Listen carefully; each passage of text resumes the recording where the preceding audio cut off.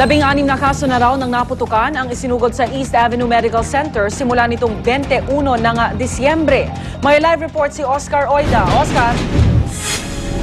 Yes, kaya tama yung impormasyon mo. Umabot na nga sa ganyang bilang yung mga naisusugod na biktima ng paputok dito sa may East Avenue Medical Center.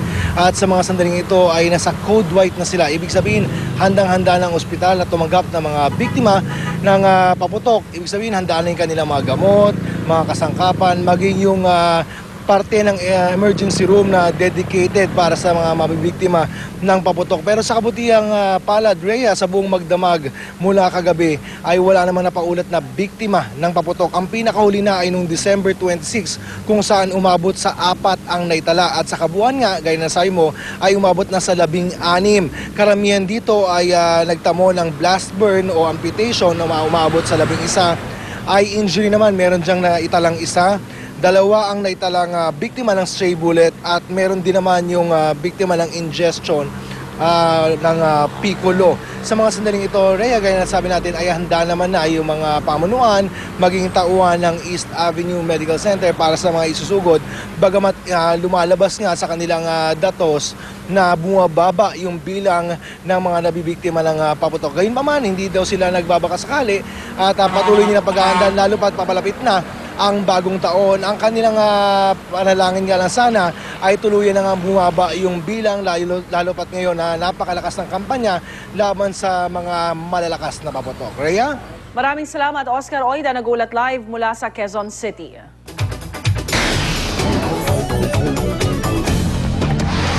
Dahil sa matinding fog, 2 malagim na aksidente ang naitala sa China. Sa Hunan Province, isang school bus ahulog sa isang tulay. 14 na bata ang patay habang sugatan naman ang 6 na iba pa. Ayon sa mga otoridad, hindi nakita ng mabuti ng driver ang daan dahil sa makapal na fog. Sa Guizhou o Guizhou Province naman, mahigit 100 sasakyan ang nagkarambola matapos bumangga sa gas station ng isang truck. 7 ang patay habang 15 ang sugatan. Ang matinding fog din po ang tinuturong dahilan ng disgrasya. Mga pasahero na stranded sa airport at train station sa India. Kinansela kasi ang mahigit 100 international at domestic flights sa Delhi Airport dahil sa matinding fog. At dahil halos zero visibility, apektado rin ang biyahe ng mga tren. Ayon sa isang opisyal ng railway station, halos 40 tren ang na-delay ng 3 oras sa schedule.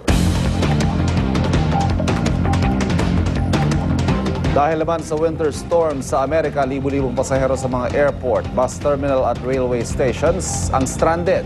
Sa New York City pa lang, mahigit 1,000 flights na sa 3 major airports ang kinansela.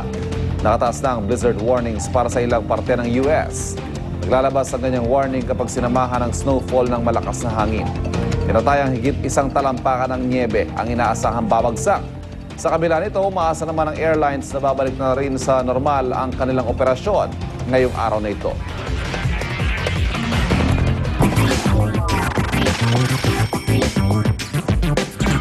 Oras na para sa unang chika. Narito na si Luandy. Luan? Thanks, Ivan. Simulan natin ang ating chikahan with some of the biggest news to hit 2010. Una na riyan ang 7th movie ng Harry Potter series na Harry Potter and the Deathly Hallows Part 1.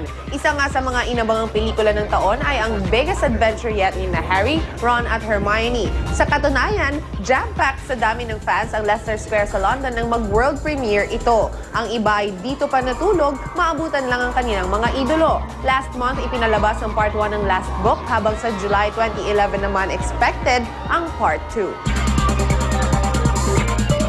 2010 has also been a big year for R&B superstar Usher. Isa na riyan ang success ng kanyang 6th album entitled Raymond vs. Raymond. Isa pa sa major breaks ni Usher ay ang pagkakadiscover niya sa Canadian singing sensation na si Justin Bieber. Mula sa pagiging internet discovery ay naging protege na niya si Justin. His career skyrocketed with his hit single Baby na naunang pumatok sa internet. Mamaya magpapatuloy ang ating backtrack to the biggest showbiz stories in 2010. Samantala, balik muna tayo kay Ivan. Salamat, Luan. Isang pahabol na kwentong pamasko. Santa Claus nag-water ski sa Amerika. Sa Potomac River sa Washington, namataan ng mga tao si Santa na enjoy sa pag-water ski. Kasama din niya sa kanyang water adventure ang kanyang reindeers. Naroon din si Frosty the Snowman na siyang nagmamaniobra ng speedboat. Maging ang sikat na Christmas antagonist na si Grinch ay naroon din at nag-jet ski. Ito na ika-25 taon ng water skiing Santa Claus sa Postmac River. Silipin naman natin ang latest sa daloy ng trapiko kasama si Love Anyover. Love? Maraming salamat, Rhea, sa mga oras sa ito, mga kapuso. Eto na po, balik po tayo sa trabaho, mga kapuso. At posible magbalik din po ang medyo hindi magandang kakalsadan at daloy ng trapiko. Unahin na po muna natin ang kabaan po ng East Avenue. Sa mga oras sa ito, mga kapuso, meron tayong mga nakikitang mga sasakyan na patungo po ng EDSA. Pero yung mga patungo ng Quezon City Circle, dito po sa may area ng East Avenue dito sa Quezon City, wala pa naman hong problema. Ayan, dagsana yung mga patungo ng EDSA. Sa may North Luzon Expressway naman po sa Balintawak via GMA Traffic System, may kita naman ho natin yung pagdagsana rin ng mga motorista sa kaliwang bahaging lane. Patungo po yan ng A. Bonifacio at paakyat ng EDSA. Pero yung mga patungo ng Norte, walang kaproblema. Sa kanang bahagi po ng inyong mga monitor sa itaas, ay ang EDSA Kamuning Flyover at EDSA Cubao. Makikita ho natin yun ang kanang bahagi na nagkakaroon na naman po ng mabagal at talaga namang may prosesyon na po ng mga sasakyan. Nahihirapan ho sila makalusot. Ang kaliwang bahagi rin ay nakikijoin, no? Nagkakaroon na rin po ng pagpila itong mga sasakyan na patungo po ng monumento. Sa ibabang bahagi naman po ng EDSA Kamuning ay ang EDSA Ortigas. Yung pong kaliwa ay patungo ng Makati at yung kanan ay patungo ng monumento. Medyo mas okay naman ho yung ating daloy ng trapiko dyan. At yung mga patungo naman po ng Pasig area na bumabaybay dun po sa flyover na patungo ng Meralco Avenue, kakikitaan pa naman ho ng maayos at tuloy-tuloy na daloy ng trapiko.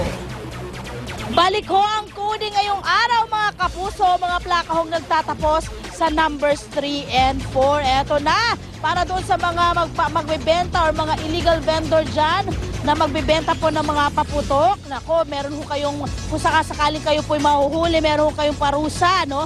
Pwede ho kayong makulong ng 6 na buwan hanggang 1 taon o pwede ho kayong mag-fine ng 20,000 hanggang 30,000 pesos.